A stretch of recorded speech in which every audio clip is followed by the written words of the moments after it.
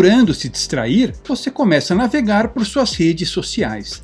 Entre pessoas brigando por seus políticos de estimação e vídeos engraçados de gatinhos, você encontra uma notícia que o deixa preocupado. Graças ao aquecimento global, em 5 anos, todo o gelo do Ártico desaparecerá, diz Al Gore.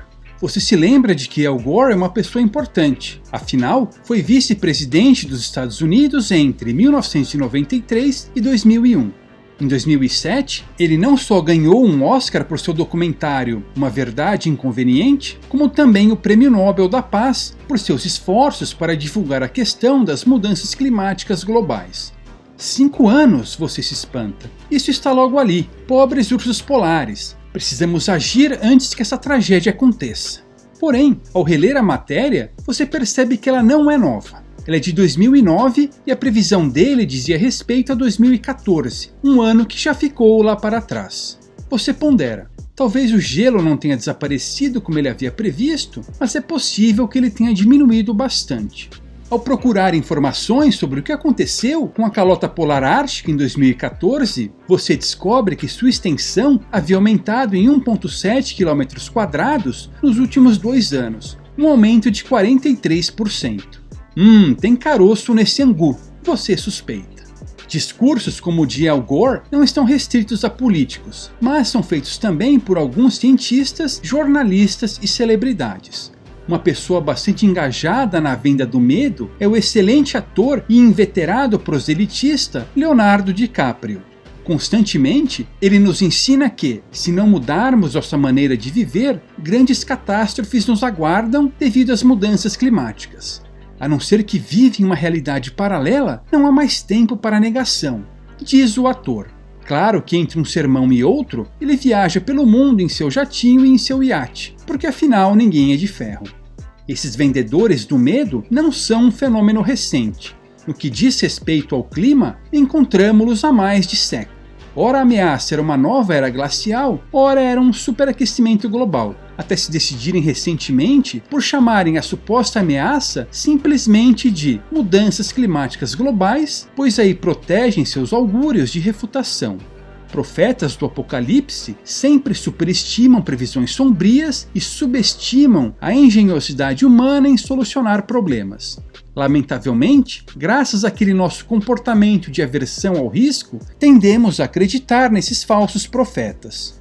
Já encontramos previsões desse tipo em 1895, quando a edição de 14 de fevereiro do New York Times alertava em uma reportagem: geólogos acreditam que o mundo está congelando novamente. O mesmo jornal, em 7 de outubro de 1912, reforçava a ameaça. Professor Schmidt nos alerta para uma vindoura era glacial.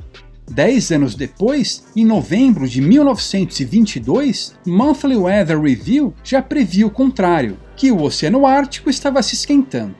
No ano seguinte, na sua edição de 9 de agosto, o Chicago Tribune voltava a relatar que o gelo ártico varreria o Canadá do mapa, segundo os cientistas. Só para ficarmos no New York Times, perceba como as previsões vão se contradizendo. Em 18 de setembro de 1924, o jornal afirmava que havia sinais de uma nova era glacial para, em 15 de maio de 1932, relatar que as calotas polares estavam se derretendo e o nível dos mares iria subir. Em 7 de agosto de 1952, diziam que o planeta estava se resfriando, mas, apenas 3 dias depois, reportavam que ele havia esquentado nos últimos 50 anos. Em 15 de fevereiro de 1959, afirmavam que a teoria de aquecimento global ganhava apoio, mas, em 21 de maio de 1975, diziam que um grande resfriamento mundial se aproximava. Em 1970, quando a moda da vez era do resfriamento global, o ecólogo estadunidense Kenneth Watt decretava: nas taxas atuais de acúmulo de nitrogênio, é apenas uma questão de tempo até que a luz seja filtrada da atmosfera e nenhuma terra agrícola seja aproveitável. O mundo está se resfriando bruscamente por pelo menos 20 anos. Se essa tendência continuar, a temperatura global média estará 4 graus menor em 1990 e 11 graus menor em 2000. Isso é mais do que o dobro do necessário para nos colocar em uma nova era glacial. Nada como a sabedoria dos especialistas, não? Se as previsões de cientistas são fracas assim, que dirá as de tecnocratas dos altos escalões da administração pública? Em 2004, um relatório secreto do Pentágono dizia que as mudanças climáticas provocariam em breve uma catástrofe global. Segundo o relatório, as principais cidades europeias estariam submersas e a Grã-Bretanha estaria sob um clima siberiano, já em 2020. Essa catástrofe levaria a guerras, revoltas, secas e carestia, que ceifariam a vida de milhões de pessoas. É comovente como o maior aparato militar do mundo se preocupa com vidas humanas, não? Será que já consideraram parar suas guerras? Um caso curioso aconteceu no Parque Nacional Glaciar de Montana, no noroeste dos Estados Unidos. O parque é dominado por montanhas moldadas por grandes geleiras da última era glacial. Ainda hoje, há resquícios dessas geleiras lá, os tais dos glaciares. Nos anos 2000, com base em modelos matemáticos, cientistas estimaram que eles desapareceriam em 20 anos devido ao aquecimento global. Para alertar os visitantes, a administração do parque espalhou por toda a sua área placas que diziam: os glaciares desaparecerão completamente até 2020. Em 2020, os glaciares continuavam lá e as placas tiveram de ser removidas. As previsões de desastre iminente, seja pelo clima, por asteroides ou por doenças, não estão relacionadas com segurança, ciência ou verdade. Ao contrário, estão relacionadas com a transferência de dinheiro e poder dos setores produtivos da sociedade para o setor parasitário, isto é, o Estado e seus cúmplices.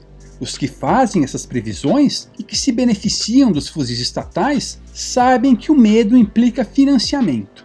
Até cientistas que trabalham com isso sabem que têm chances muito maiores de terem seus projetos financiados e seus artigos publicados se seguirem essa linha alarmista. O medo é uma poderosa ferramenta a ser usada por políticos, como pudemos observar na farsa de 2020. Uma vez amedrontadas e em pânico, as pessoas abrem mão, sem pensar duas vezes, de qualquer migalha de liberdade que ainda tenham e a entregam de bandeja a políticos. Estes, por sua vez, tendo a faca e o queijo na mão, não hesitam em adotar as medidas mais draconianas possíveis, completamente antiéticas, para pretensamente resolver o problema. Com isso, além de não resolverem nada, causam sofrimento, miséria e morte, especialmente entre os mais pobres, que são os mais vulneráveis. Embora a causa do medo, real ou imaginária, possa até passar eventualmente, a tirania sempre fica. Como bem disse o filósofo irlandês Edmund Burke, nenhuma emoção retira da mente toda a sua capacidade de agir e raciocinar como o medo. Ou ainda o personagem Fox Mulder, da série Arquivo X, interpretado por David Duchovny. O medo é a mais antiga ferramenta de poder. Se você for distraído pelo medo daqueles ao seu redor, não perceberá as ações daqueles acima de você. Nessa questão das mudanças climáticas globais, portanto, não podemos nos deixar ser distraídos pelo medo.